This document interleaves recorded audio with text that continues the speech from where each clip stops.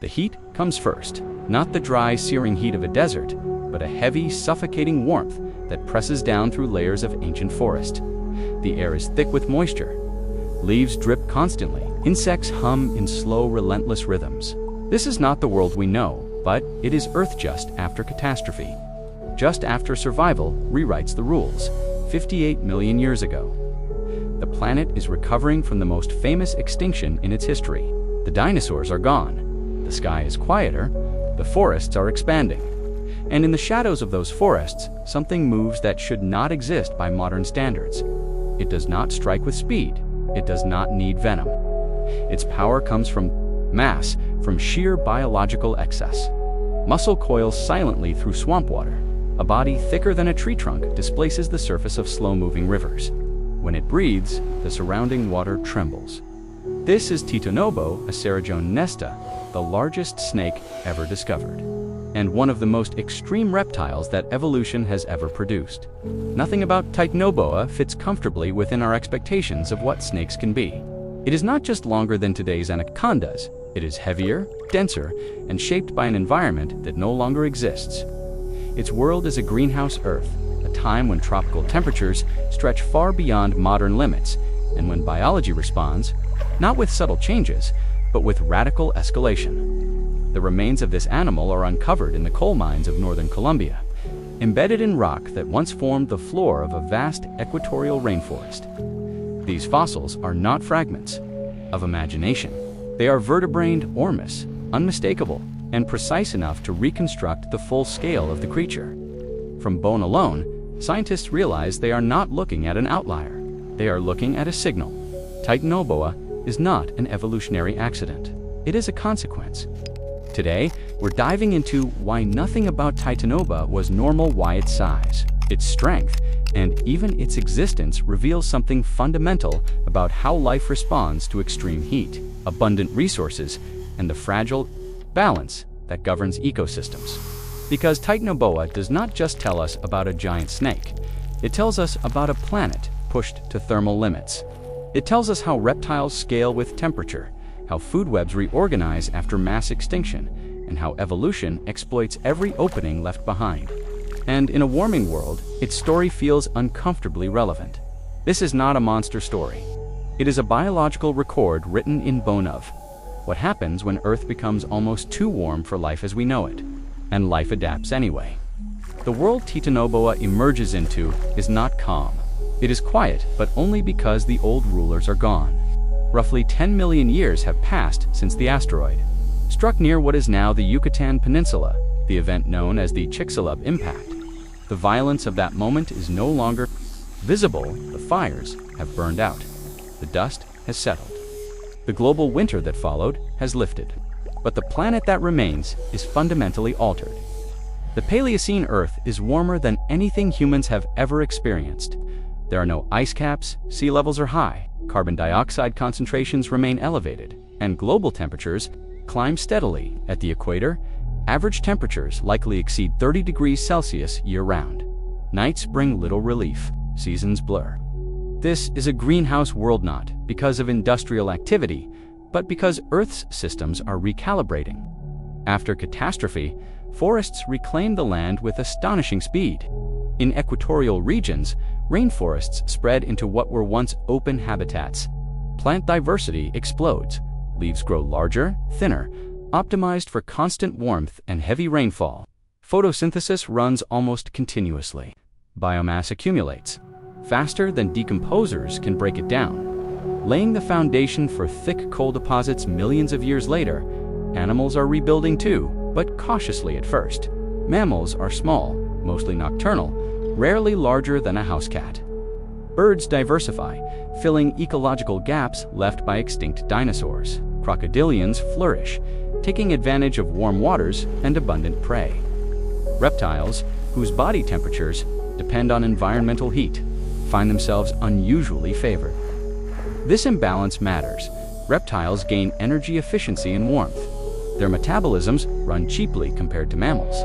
In hot, stable climates, they can grow larger without paying the constant energetic cost of internal temperature regulation. This principle is well known today, visible in the size of tropical Reptiles compared to those in cooler regions, in the Paleocene, it is magnified to an extreme.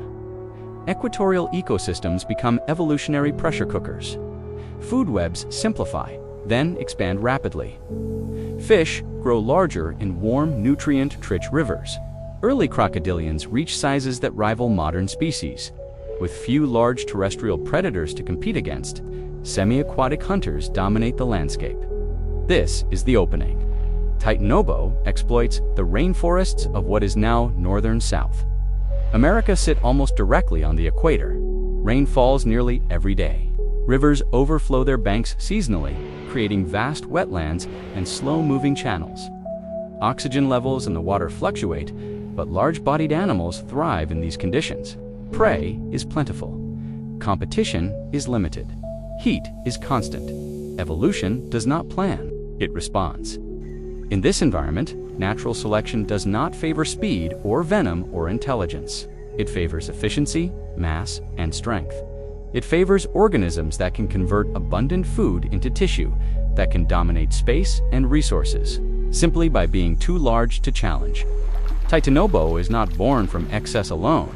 It is born from recovery on ecosystem rebuilding itself under extreme thermal conditions, where the usual constraints on size loosen just enough for something unprecedented to slip through. The snake does not appear suddenly, it is the endpoint of a trend. Warmer climates producing larger ectotherms, forests feeding rivers, rivers feeding predators.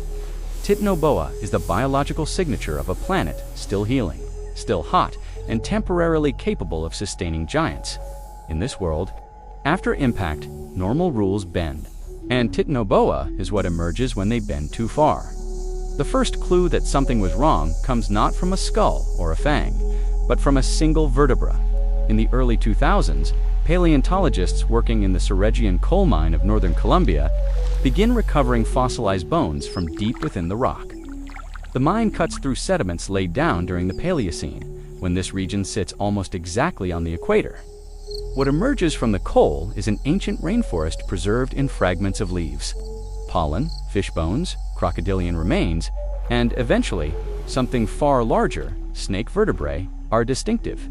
Even without a skull, they carry a precise anatomical signature. The shape of the neural spine, the articulation surfaces, the proportions of the centrum. When researchers examine these fossils, they immediately recognize them as belonging to a boa-like snake. But the size is wrong. Dramatically wrong. Each vertebra is massive, far larger than anything seen in modern snakes. At first, the possibility of distortion or misidentification is considered. Fossils can be deceptive.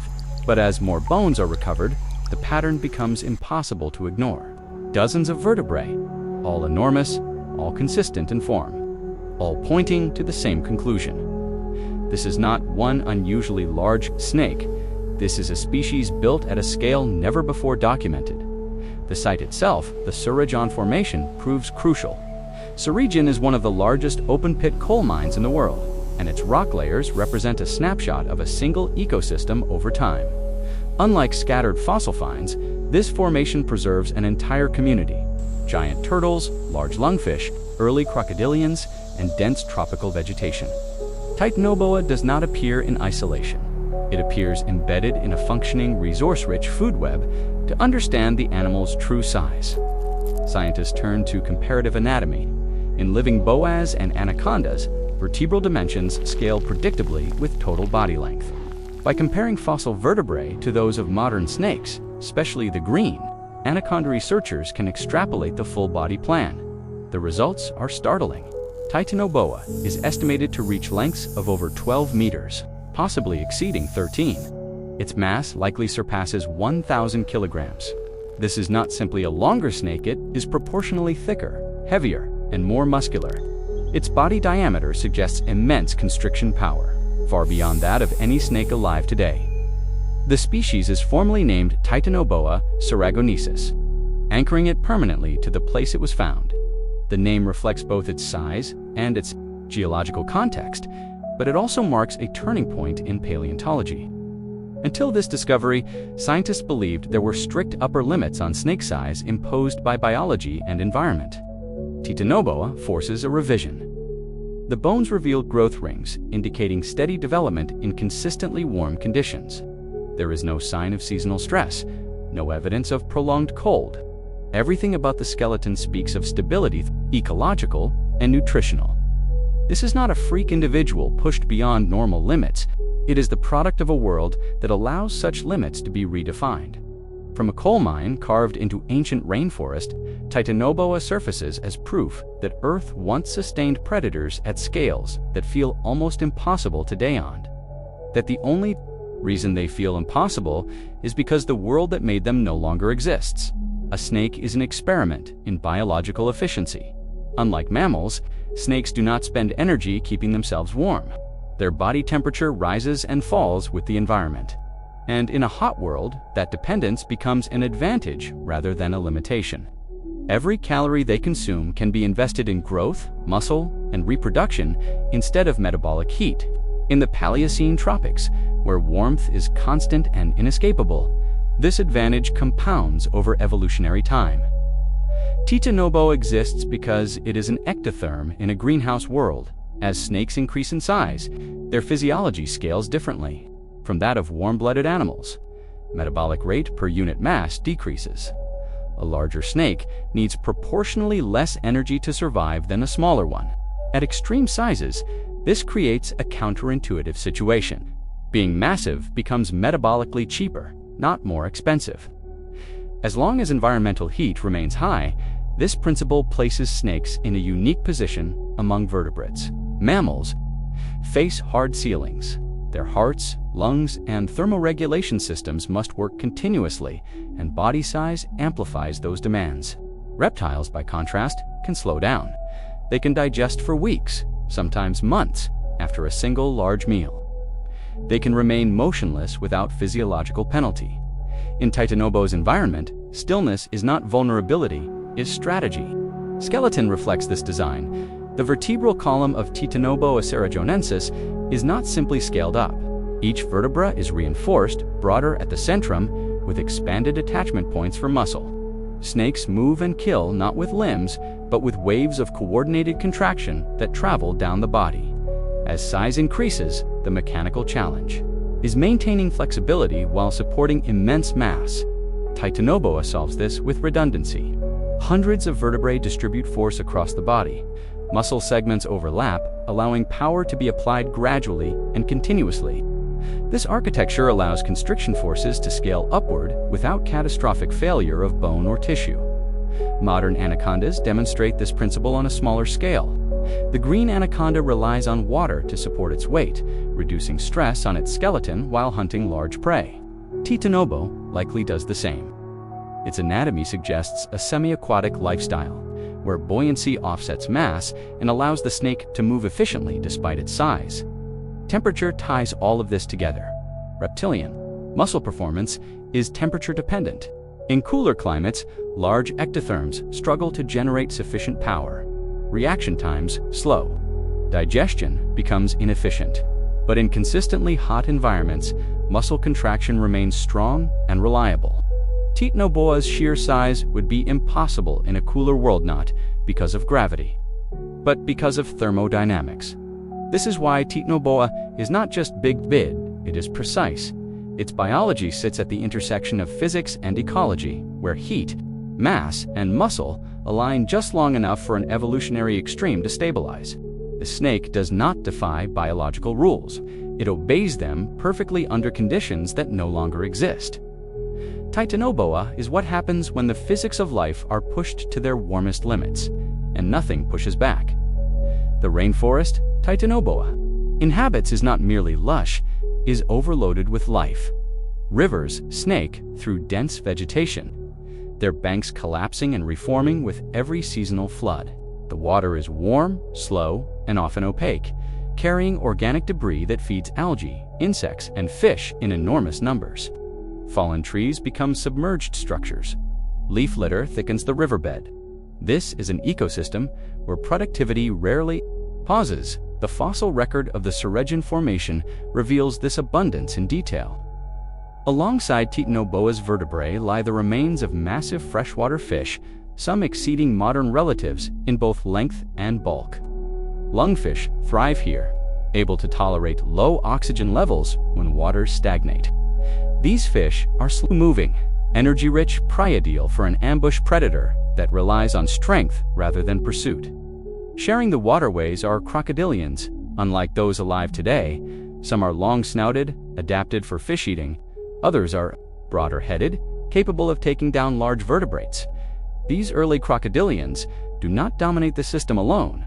Instead, they coexist in a layered hierarchy, each species exploiting a slightly different niche within the same flooded forest. Land, and at the water's edge, giant turtles lumber through the undergrowth. One of the most striking is Carbonemys cofreni, a freshwater turtle with a shell over 1.5 meters long and a skull powerful enough to crush bone. Its presence signals something critical. Prey animals here are not small, fragile creatures.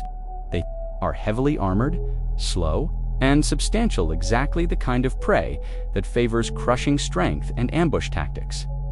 Above the forest canopy is thick and continuous. Sunlight filters down in scattered shafts, heating the water and ground below.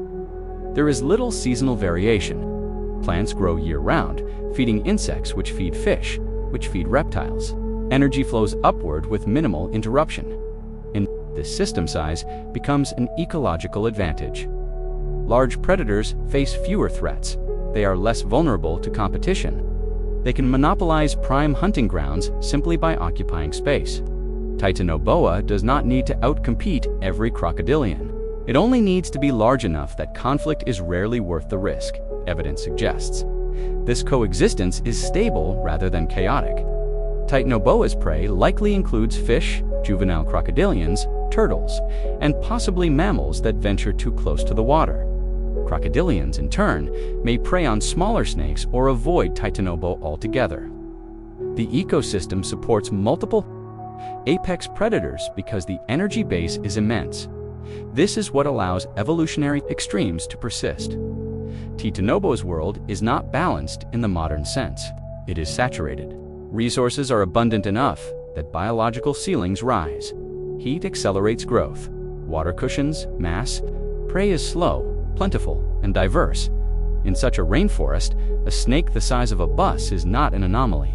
It is a logical outcome, one strand in a dense, overgrown web of Paleocene life, where abundance makes giants possible.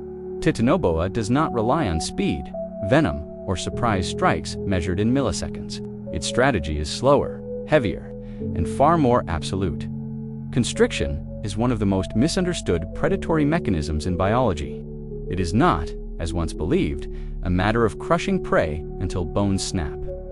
Modern research on living boas and pythons shows that constriction works primarily by interrupting blood flow. Each tightening coil increases pressure inside the prey's body, collapsing veins and arteries. Loss of consciousness can occur in seconds, long before suffocation. Scale that mechanism up, and the implications become profound. The musculature of Titanoboa cerrejonensis is inferred from both vertebral anatomy and comparison with living relatives.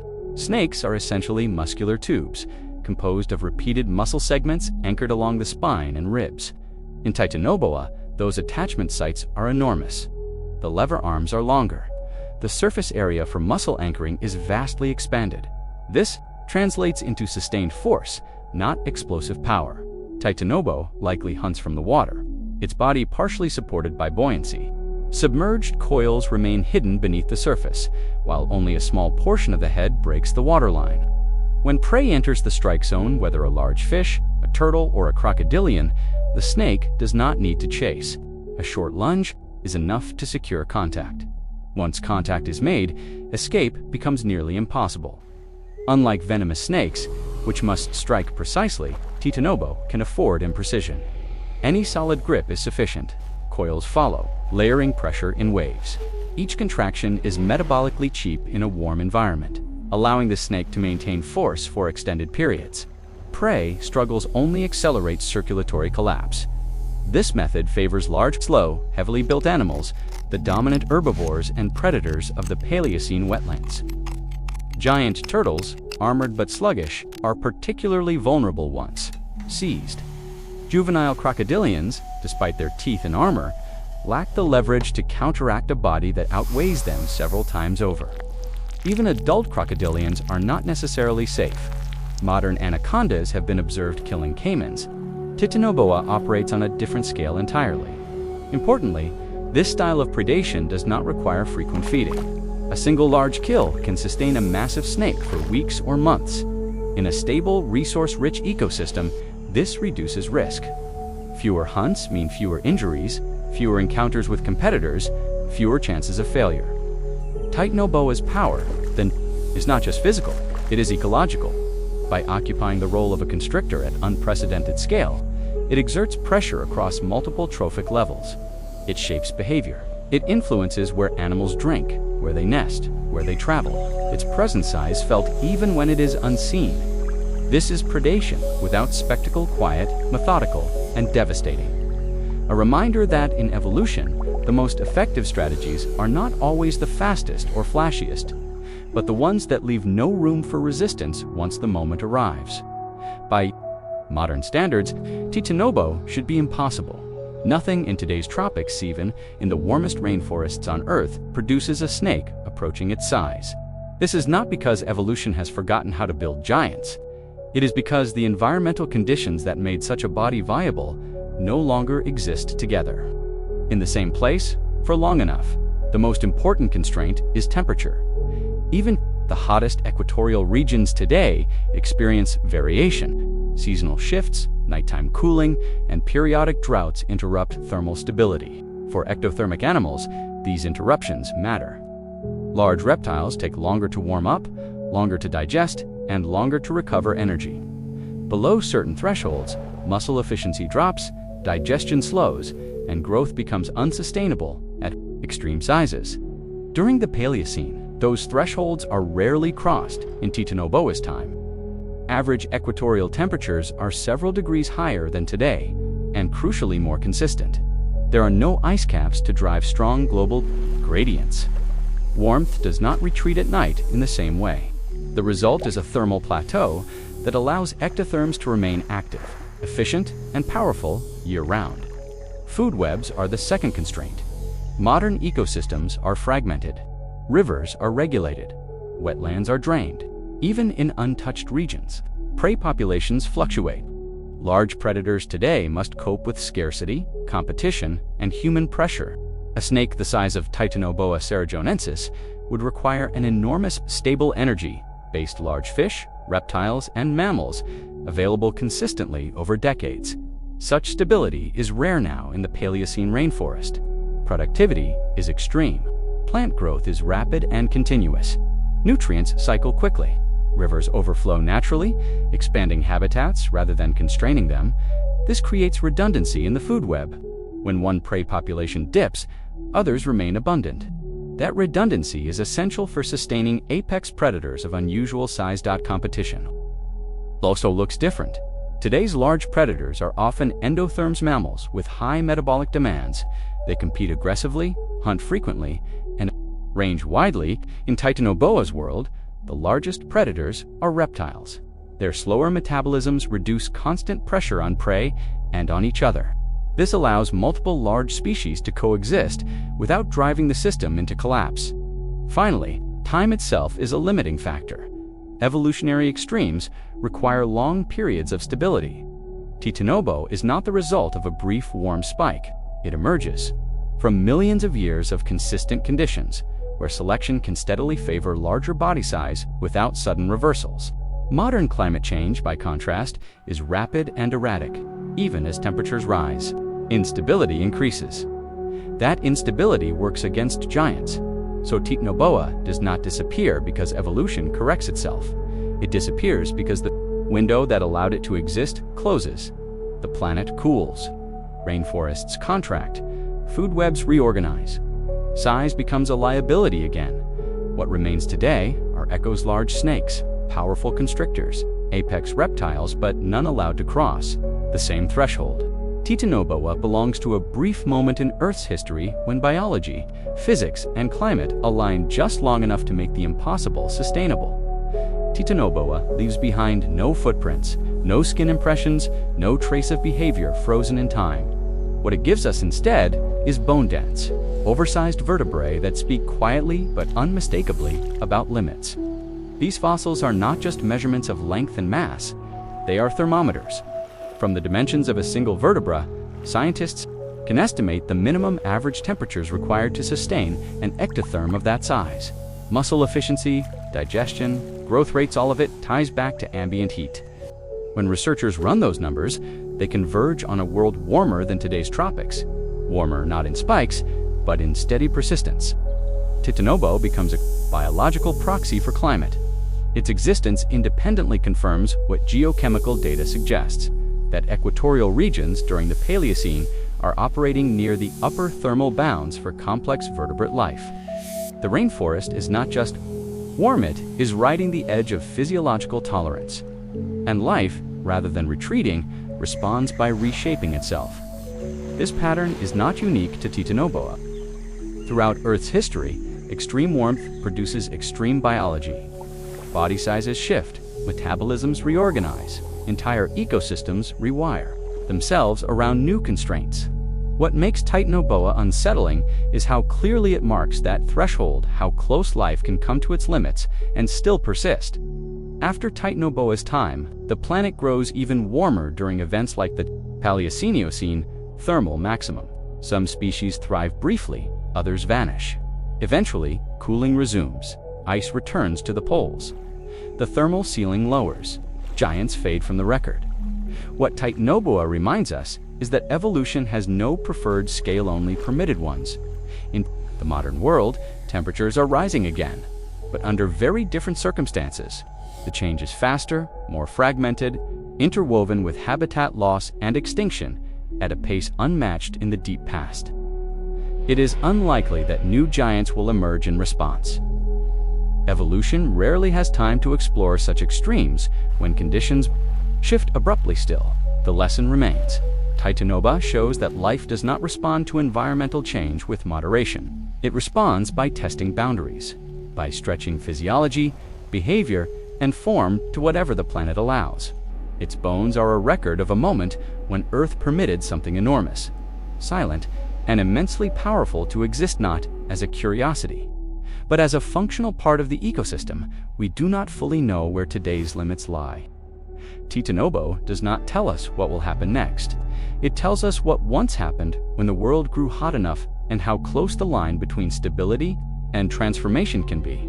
The giant snake is gone. The questions it leaves behind are not